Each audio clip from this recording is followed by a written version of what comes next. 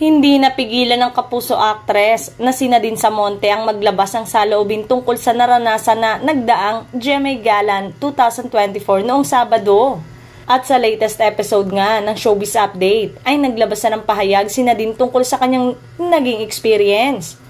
Dito ay inilahad niya kung paano niya nalaman na wala siyang pangalan sa guest list at wala rin siyang assigned seat sa mga table sa loob ng venue. Paglabas ko kahapon sa event, hindi ko na natapos yung program.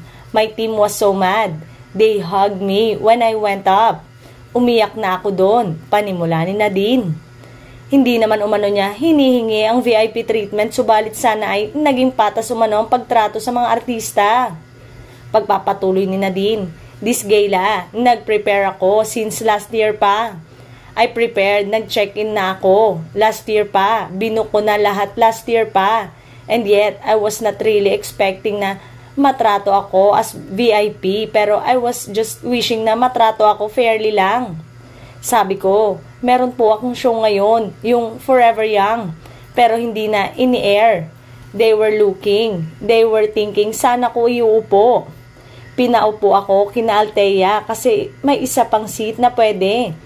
Binigyan nila ako ng number, pero pagpasok ko ay sobrang puno ng table at may mga pangalan na. Kwento pa ni Nadine. Sa uli ay nabigyan naman siya ng lamesa ngunit solo siya doon at panayang lapit sa kanya ng ibang mga kasamaan sa industriya para tiyakin kung okay siya. Sa kabila ng nangyari ay nanaigang pangunawa sa aktres at nagpasalamat pa rin sa kanyang home network, pero sana ay mas naging maayos ang organizer sa susunod.